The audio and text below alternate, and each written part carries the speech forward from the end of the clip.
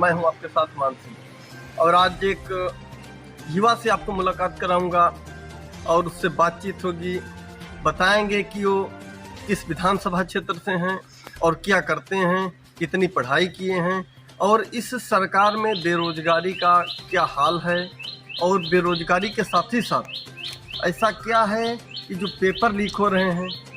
Main मुद्दा paper leak का होगा कि सरकार पेपर क्यों लीक होते हैं, इस सरकार में पेपर लीक हो रहे हैं तो आने वाली सरकारों में पेपरों का क्या हाल होगा। क्या नाम है आपका? मेरा नाम महेश प्रसाद है। मैं 29 लोकसभा क्षेत्र धौरारे से आता हूँ। मैं हमारा BSc AG BEd है।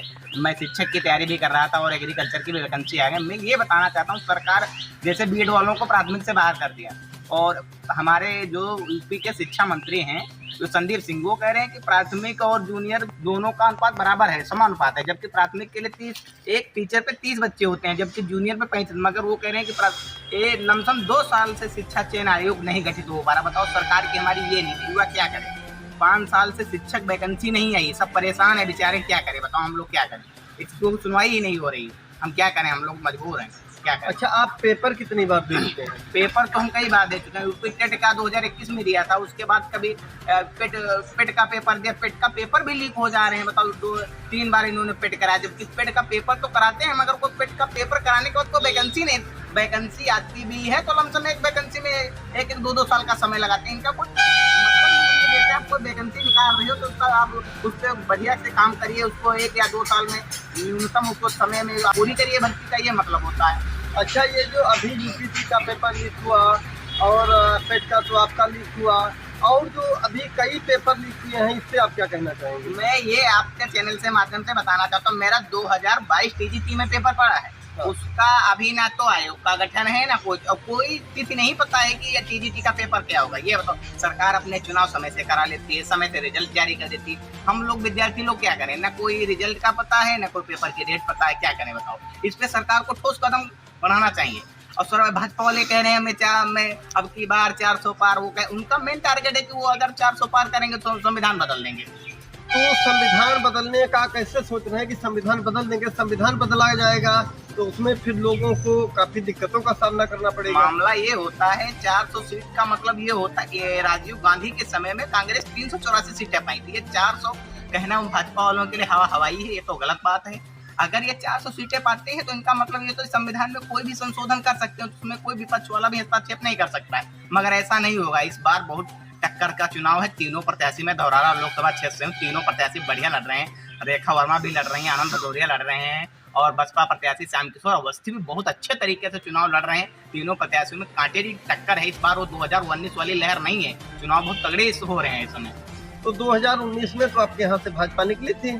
हाँ, 2019 में भाजपा निकली थी, मगर इस बार कांटे की टक्कर है। लमसम एक विधायक MP सब लगे हुए हैं भाजपा जिताने, मगर इस बार बहुत बढ़िया चुनाव लड़ रहे हैं आनंद भदौरिया। तीनों की बहुत तगड़ी टक्कर है। अच्छा, ये भी होता है जैसे जातिवाद को लेकर कुछ पर्चियां कम हो जाती है, इस पे आप क्या कहेंगे? नहीं, देखो, ये जातिवाद का फैक्टर चुनाव में लमसम 20 या 30% पड़ता है। जैसे मान लो रेखा वर्मा है तो वर्मा वोटर उनको ज्यादा सपोर्ट करता है। मगर हम युवा लोग हैं, हमको जाति धर्म से ऊपर जो पार्टी मेरे हित में काम करेगी हम उसको वोट करेंगे। जात से हमको कोई मतलब ही नहीं है। अभी सुनने में मिला कि कुछ मुस्लिम लोगों के, कुछ यादव लोगों के, ऐसे लोगों के कुछ नाम ही गायब कर दिए गए वोटर लिस्ट से, इस पे आप क्या कहेंगे? नहीं, तो इस पे तो ध्यान देना चाहिए। जैसे ग्रामीण है, मिलो तो शिक्षा मित्र है, जो देखते हैं चुनाव आयोग वाला काम, इस पे सरकार की नहीं, इसमें तो नीचे स्तर वालों की कमी है, अधिकारियों की। उसको देखना चाहिए, आपने वोट आधार दिया या नहीं दिया, ये तो ऊपर स्तर वाले, नीचे स्तर वालों की अधिकारियों की कमी है। ये क्यों नहीं ऐसा कर रहे हैं? ये चुनाव है, कल 13 तारीख को मतदान है। बहुत अच्छे से सभी सीटों पे अच्छी फाइट हो रही है। इंडिया गठबंधन भी बहुत अच्छा लड़ रहा है इस बार, और हमको लगता है इस बार इंडिया गठबंधन की सरकार भी बनने जा रही है। तो इंडिया गठबंधन आपको कितने % लगता है कि इंडिया गठबंधन का जो प्रत्याशी है, और इंडिया गठबंधन में अच्छा किसको अपना कुर्सी दी जाएगी? ये तो कांग्रेस का नेतृत्व तैयार करता है, उसकी कार्य समिति, मतलब उसके जो सब अध्यक्ष होते हैं वो लोग लास्ट में तय करेंगे कौन प्रधानमंत्री बनेगा कौन नहीं बनेगा। ये उनका विषय है, ये मेरा विषय नहीं है। हम लोग बेरोजगार हैं, ये सोचे। जैसे कोई पेपर आप कराते हो तो उसका समय से पेपर होना चाहिए, समय से रिजल्ट, समय से वैकेंसी। लमसम 2018 के बाद कोई भी शिक्षक वैकेंसी नहीं है। ये बताओ, एक भी शिक्षक वैकेंसी नहीं, समय से पेपर नहीं करा रहे, कुछ भी नहीं है, सब हवाई है, सिर्फ कागजों पे काम हो रहा। अभी अखिलेश यादव जी तो बोले हैं कि कुछ दावे किए हैं युवा लोगों के लिए। तो अखिलेश यादव ने वादे तो किए हैं, अब जब उनकी सरकार मुख्यमंत्री बनेंगे या इंडिया गठबंधन में प्रधानमंत्री राव या कोई कांग्रेस का बनता है तभी तो काम करेंगे। ऐसे वादे सभी करते हैं। वादा भी अच्छा किया है, अगर इंडिया गठबंधन के कोई प्रधानमंत्री बनता है तो रोजगार पे अच्छा काम करेंगे, उनके वादे अच्छे हैं। उन्होंने ये भी कहा है अगर मेरी सरकार बनती है तो 15 अगस्त से पहले मैं 30 लाख बेरोजगारों को रोजगार दूंगा। अच्छा, इससे पहले आपको कांग्रेस पार्टी से इंडिया गठबंधन जो भी पार्टियां हैं इनमें से किसी के वादे पूरे होते आपको नजर आए? नहीं, वादे देखो, कांग्रेस ने लमसम 50 साल भारत में प्रधानमंत्री कांग्रेस के रहे हैं, बहुत अच्छा काम किया। ऐसा नहीं कि लोग कहते हैं कांग्रेस ने विकास नहीं, कांग्रेस ने बहुत अच्छा विकास किया है, बहुत अच्छा काम किया है। और ये भाजपा वाले शिक्षा पे और रोजगार पे कहीं बात ही नहीं करते हैं, इनका मुद्दा ही नहीं, किसी भी रैली में शिक्षा पे बात ही नहीं करते हैं।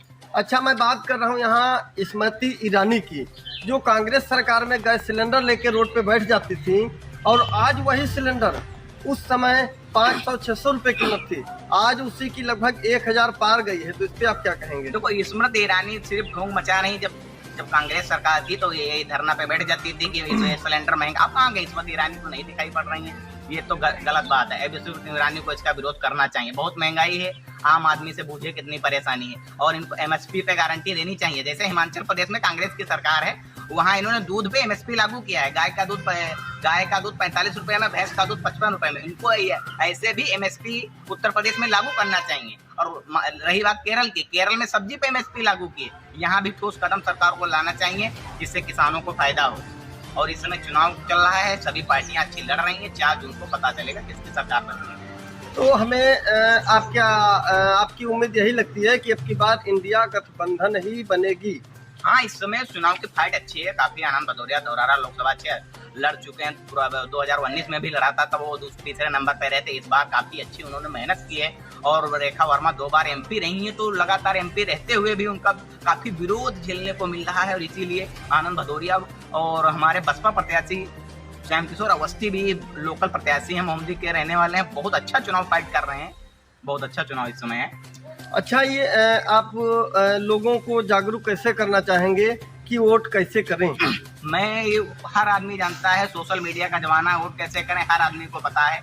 लगातार अगर शासन में रहोगे तो आप बिल्कुल मोदी की तानाशाही की काम कर रहे हैं। केजरीवाल को जेल में डाल दिया, जो अच्छे नेता हैं उनको जेल में डाल देते हैं। झारखंड के सीएम हेमंत सोरेन को इन्होंने जेल में, अच्छा काम नहीं करते हैं। आप प्रचार करिए अपना, सब कुछ वोट मांगिए, मगर गलत न्यूज से मत कर सरकार चलाइए। अच्छा महेश जी, आप अभी यहाँ सीतापुर से चल के कहाँ तक जाएंगे? मैं अपने मोहाली विधानसभा जाऊंगा, फिर अपने गांव जाऊंगा। कल वोट डालनी है, कल चुनाव है 29 लोकसभा धौरारा में, 13 तारीख को मतदान है, मैं अपना मतदान करूंगा। ठीक है। और सभी साथियों से बताना चाहता हूँ, खासकर युवा पीढ़ी से, कि कोई भी हो, किसी भी पार्टी को वोट करिए, 100% वोट होना चाहिए। वोट करिए, जरूर करिए, मतदान जरूरी है। लोकतंत्र को बचाना है तो मतदान करना है। देखिए, महेश जी के द्वारा जानकारी जो दी गई कि अभी जो है इंडिया गठबंधन की सरकार ही बननी है। यदि युवा पीढ़ी ध्यान दे ले गई तो अपना चुनाव 13 तारीख को है।